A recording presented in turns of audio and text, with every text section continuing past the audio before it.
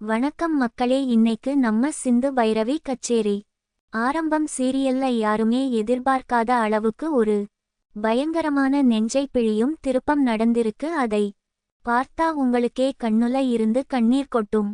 அந்த அளவுக்கு ஒரு உணர்ச்சிகரமான எபிசோட் தான் இன்னைக்கு நமக்கு காட்டி இருக்காங்க. இத்தனை நாளா நம்ம சிவா மேல ஒரு கோபம் இருந்துச்சு, ஆனா இன்னைக்கு எபிசோட் பார்த்த பிறகு சிவா மேல அப்படி ஒரு பரிதாபம் வருது. ஏன்னா அந்த ஸ்னேகா பண்ணுன சதி அப்படி பட்டது. கதையோட ஆரம்பத்திலேயே பார்த்தீங்கன்னா, நம்ம ஊரு ஆலமரத்து அடியில ஒரு பெரிய கிராமத்து பஞ்சாயத்து கூடி இருக்கு. அந்த வெயில்ல அந்த கூட்டத்துக்கு நடுவுல நம்ம சிந்து எந்த ஒரு தப்புமே பண்ணாத ஒரு பச்சை குழந்தை மாதிரி பயத்தோடையும் நடுக்கத்தோடையும் அமைதியா நின்னுட்டு இருக்கா. அவளுக்கு என்ன நடக்குதுன்னே புரியல. அந்த கூட்டத்துக்கு நடுவுல சினேகாவோட அப்பா ரொம்ப கோபமா ஆவேசமா சத்தம் போட்டு சிவா மேல ஒரு பெரிய குற்றச்சாட்டை வைக்கிறாரு. எங்க குடும்பத்துக்கே பெரிய அவமானத்தை தேடி கொடுத்துட்ட சிவா, நீ என் பொண்ணோட வாழ்க்கையை நாசம் பண்ணிட்ட.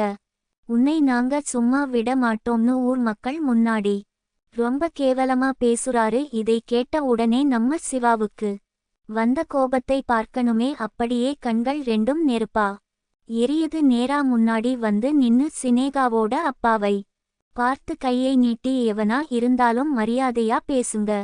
என் கேரக்டர் மேல தப்பு சொல்ல உங்களுக்கு எந்த உரிமையும் இல்லை. நான் தப்பு செஞ்சிருக்கேன்னு உங்களால நிரூபிக்க முடியுமா? அப்படி நிரூபிச்சா நீங்க சொல்ற தண்டனையை நான் ஏத்துக்கிறேன். ஆனா ஆதாரமே இல்லாம என் மேல பழி போடாதீங்கன்னு ரொம்ப தைரியமா சத்தம் போட்டு கேட்கிறாரு. ஆனா அந்த இடத்துல சிவா எவ்வளோ தைரியமா நின்னு பேசினாலும் அந்த ஸ்னேகா ஒரு பெரிய நாடகத்தை அந்த ஊர் மக்கள் முன்னாடியும் பஞ்சாயத்து முன்னாடியும் ஆடி எல்லாரையும் ஏமாத்த பார்க்குறா. அந்த சதிகாரி ஸ்னேகா முன்னாடி வந்து அழுதுகிட்டே நடிச்சு அந்த பஞ்சாயத்துல சொல்ற ஒவ்வொரு வார்த்தையும் நம்ம சிந்துவுக்கு இடியோ இடின்னு தலையில விழுற மாதிரி இருந்துச்சு. ஸ்னேகா ஊர் மக்களை பார்த்து அழுதுகிட்டே, நானும் சிவாவும் ஒருத்தருக்கொருத்தர் ரொம்ப ஆழமா காதலிச்சோம். எங்களை கல்யாணம் பண்ணி வைக்க அந்த மகாலட்சுமி ஆண்டி தான் ஆசைப்பட்டாங்க. ஆனா அதுக்கு முன்னாடியே நானும் சிவாவும் ஒரு வருஷம் புருஷன் பொண்டாட்டியா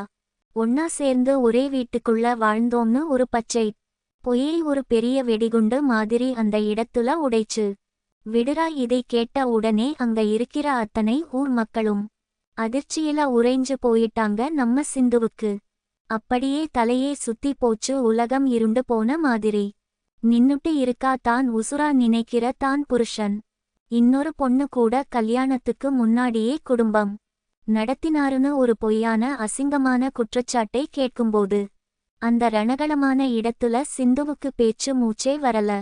அவ மனசு சுக்குநூறா உடைஞ்சு போச்சு. ஆனா நம்ம சிவா அந்த இடத்துலயே சினேகாவை பார்த்து ஏமாத்தி வஞ்சகம் பண்ற ஸ்னேகா, நீ சொல்றது எல்லாம் பச்சை பொய்னு கத்தி பேசுறாரு. ஆனா அந்த பஞ்சாயத்து அதை நம்ப தயாரா இல்லை. அப்போ தான் நம்ம அன்னபூரணி பெரியம்மா உள்ள புகுந்து சிவாவுக்கு ஆதரவா பேசுறாங்க. என் பையன் அப்படி பட்ட தப்பை ஒரு நாளும் பண்ண மாட்டான். அவன் ஒரு உத்தமன்னு சிவாவை கட்டி பிடிக்காத குறையா ஆதரவு தராங்க. இதை பார்த்த உடனே சினேகாவுக்கு கோபம் தலைக்கு ஏறுது. அன்னபூரணி பெரியம்மாவை பார்த்து, நீங்க ஏன் சிவாவை உங்க பையன்னு சொல்லி உரிமை கொண்டாடுறீங்க?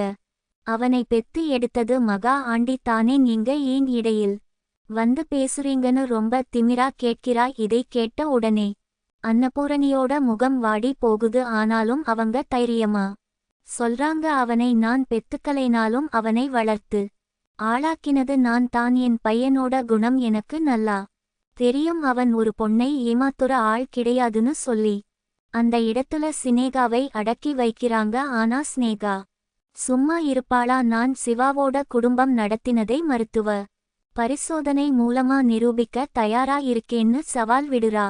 அப்போ பஞ்சாயத்து நாட்டாமை ஸ்னேகா மேல இருக்கிற பரிதாபத்துல ஒரு தீர்ப்பு சொல்றாரு. ஸ்னேகா, நீ சொல்ற இந்த குற்றச்சாட்டை நிரூபிக்க உனக்கு 30 நாள் அவகாசம் தரோம். அந்த 30 நாளைக்குள்ள சிவா உன்கூட குடும்பம் நடத்தினாருன்னு நீ நிரூபிச்சுட்டா சிவா உன்னை தான் கல்யாணம் பண்ணி வாழணும். அப்படி உன்னால அந்த தப்பை நிரூபிக்க முடியலைனா உனக்கு அந்த ஊரு பஞ்சாயத்து கடுமையான தண்டனை கொடுக்கும்னு ஒரு ஆணிய அடிச்ச மாதிரி ஒரு தீர்ப்பை சொல்லி முடிக்குறாரு. இதை கேட்ட உடனே அந்த இடத்துல பெரிய புயல் அடிச்ச மாதிரி ஆகிடுச்சு. இது எல்லாதையும் விட ஒரு பெரிய வலியான விஷயம் என்னன்னா, நம்ம சிவாவுக்கு பெத்தவங்களே எதிரியா மாறுறது தான் அந்த பஞ்சாயத்து தீர்ப்பு சொன்ன உடனே நம்ம மகாலட்சுமி தான் சிவாவோட பெத்த அம்மா.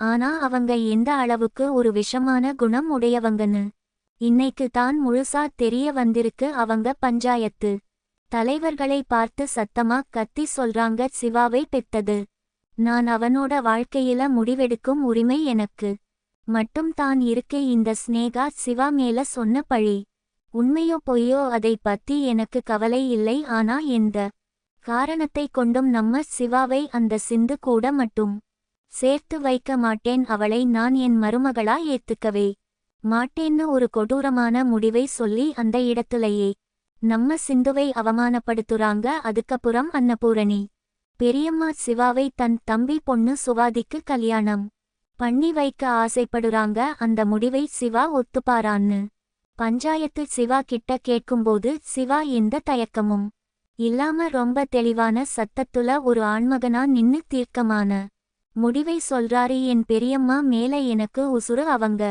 தான் என்னை வளர்த்தது. ஆனா இந்த கல்யாண விஷயத்துல அவங்க சொல்றதை நான் கேட்க மாட்டேன். என்னை பெத்தவங்களா இருந்தாலும் சரியா வளர்த்தவங்களா இருந்தாலும் சரி, என் பொண்டாட்டி சிந்து மட்டும் தான். அவ இல்லாம எனக்கு இந்த உலகத்துல வேறு எந்த பொண்ணும் தேவை இல்லைன்னு ரொம்ப ஆழமா அழகான காதலோட தன்னோட உண்மையான பாசத்தை எல்லாருக்கும் முன்னாடியும் வெளிப்படுத்துறாரு. இதை கேட்கும்போது நம்ம சிந்துவுக்கு கண்ணுல இருந்து தாரை தாரையா கண்ணீர் கொட்டுது. இதுக்கு அப்புறம் பஞ்சாயத்து முடிஞ்சு அந்த ஊர் மக்கள் எல்லாம் வீட்டுக்கு போயிட்டாங்க. சினேகாவோட அப்பாவும் மகாலட்சுமியும் அவங்க காரை எடுத்துக்கிட்டு அந்த இடத்தை விட்டு திமிரா கிளம்புறாங்க. ஆனா அந்த ஆலமரத்து அடியில இப்போ சிவாவும் சிந்துவும் மட்டும் தனியா நிக்குறாங்க. அந்த இடத்துல நடந்த அந்த ஒரு நிமிஷ காட்சி எந்த கோடி ரூபா கொடுத்தாலும் கிடைக்காத ஒரு பாச போராட்டமா இருந்துச்சு.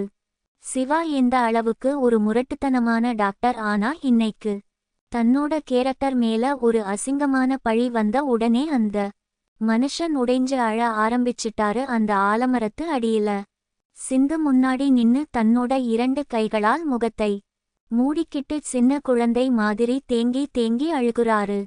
சிவா அழுகுறதை பார்த்த உடனே நம்ம சிந்துவோட மனசு சிதறி போகுது. சிவா அழுதுகிட்டே, சிந்து கிட்ட என்னை நம்பு சிந்து, நான் அந்த சினேகாவை எந்த ஒரு தப்பான எண்ணத்திலும் தொட்டது கூட இல்லை. என் பெரியம்மா மேல சத்தியமாக நான் எந்த தப்பும் பண்ணலை. எல்லாரும் என்னை ஏமாத்துறாங்கன்னு ரத்தமா கண்ணீர் வடிக்கிறாரு. அந்த இடத்துல நம்ம சிந்து சிவாவோட முகத்தை தன்னோட 2 கைகளால் ஆசையா புடிச்சு அவரு கண்ணுல இருந்து வரும் ஒவ்வொரு கண்ணீர் துளியும் தன்னோட முந்தானையால தொடச்சு விடுறாங்க. அந்த ஒரு தருணம் பார்க்குறவங்க கண்ணுலையே தண்ணி வர வச்சிரும். சிந்து சிவாவை பார்த்து சிரிச்சுக்கிட்டே ஒரு பெரிய ஆறுதலான வார்த்தை சொல்றா, டாக்டர் நீங்க ஒன்னும் கவலைப்படாதீங்க, எனக்கு உங்க மேல முழு நம்பிக்கை இருக்கு. அந்த கடவுளே கீழே இறங்கி வந்து சிவா மேல தப்பு இருக்குன்னு சொன்னா கூட நான் அந்த கடவுளை நம்ப மாட்டேன். என் புருஷனை நான் மட்டும் தான் நம்புவேன். அந்த சினேகாக்காக நீங்க அழாதீங்க, எனக்கு எந்த பயமும் இல்லைன்னு சொல்லி சிவாவை தேத்தி ஆத்துறாங்க. இதை கேட்கும் போது சிவாவுக்கு எதற்கோ பெரிய ஒரு கவலை தீர்ந்த மாதிரி ஒரு அமைதி கிடைக்குது. இந்த உலகமே அவரை எதிர்த்தாலும் தன்னோட பொண்டாட்டி தன் மேல வச்சிருக்க அந்த அளவு கடந்த பாசம் அவரை சிலிர்க்க வைக்குது. இந்த ஒரு விஷயம் தான் நம்ம சீரியலுக்கு இப்போ உயிரோட்டமா இருக்கு. ஏதோ கல்யாணம் பண்ணும்போது சிவா சிந்துவை வெறுத்தாலும் இப்போ அவங்க 2 பேரும் எந்த அளவுக்கு ஒருத்தருக்கு ஒருத்தர் உயிரா இருக்காங்கன்னு இந்த சீன் அழகா காட்டிடுச்சு. ஆனா இதோட பிரச்சனை முடியலையே. அந்த ஸ்னேகா கண்டிப்பா ஏதோ ஒரு போலி மெடிக்கல் சர்டிபிகேட் ரெடி பண்ணி சிவாவை மாட்டி விடத்தான் போறா. அதை நம்ம ஊழல் போலீஸ் சஞ்சய் கூட உள்ள புகுந்து கண்டிப்பா பெரிய அரசியல் பண்ணி ஆறுமுகம் கூட சேர்த்து ஏதாவது பெரிய பிளான் போடுவாருன்னு எதிர்பார்க்கலாம். ஏன்னா அவனுக்கு எப்படியாவது பைரவி கிடைக்கணும்னு வெறியோட சுத்திட்டு இருக்கான் இந்த சிவா சிந்து பிரச்சனையை பயன்படுத்தி. அவன் பைரவி ஆறுமுகம் வாழ்க்கையிலும் பெரிய புயலை கிளப்ப வாய்ப்பு இருக்கு. நாளைக்கு எபிசோட்ல கண்டிப்பா ஸ்னேகா ஒரு பெரிய டாக்டர் கிட்ட லஞ்சம் கொடுத்து தனக்கும் சிவாவுக்கும் மேல இருக்க தப்பான உறவுக்கு ஒரு பொய் சாட்சி வாங்க போறா.